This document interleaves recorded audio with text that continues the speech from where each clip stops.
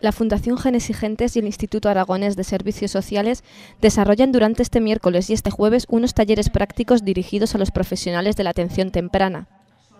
Durante estos encuentros se muestran pautas para que los especialistas las puedan poner en práctica con niños con trastorno de espectro autista. Se trata de mejorar la labor clínica y, en consecuencia, la calidad de vida de los pequeños y sus familias. Lo que se va a intentar es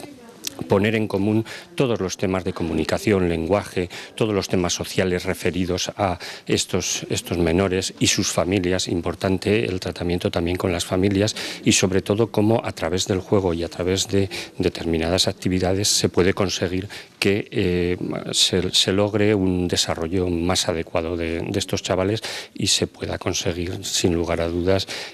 intentar evitar que en el futuro tengan una discapacidad mayor. Los expertos del equipo de Letrea, centro especializado en el diagnóstico, evaluación del lenguaje y tratamiento de los trastornos de espectro autista, son los encargados de impartir estos talleres.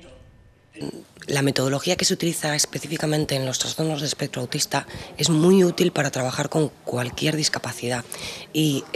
la gente ya empieza a conocer algunos de las estrategias fundamentales, como el uso de apoyos visuales, pero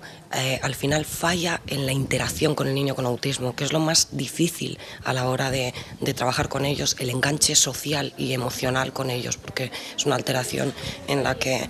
la base nuclear de afectación es la capacidad de empatizar con el otro, ¿no? El diagnóstico precoz e intervención temprana en personas con trastornos generalizados del desarrollo tiene una relevancia significativa.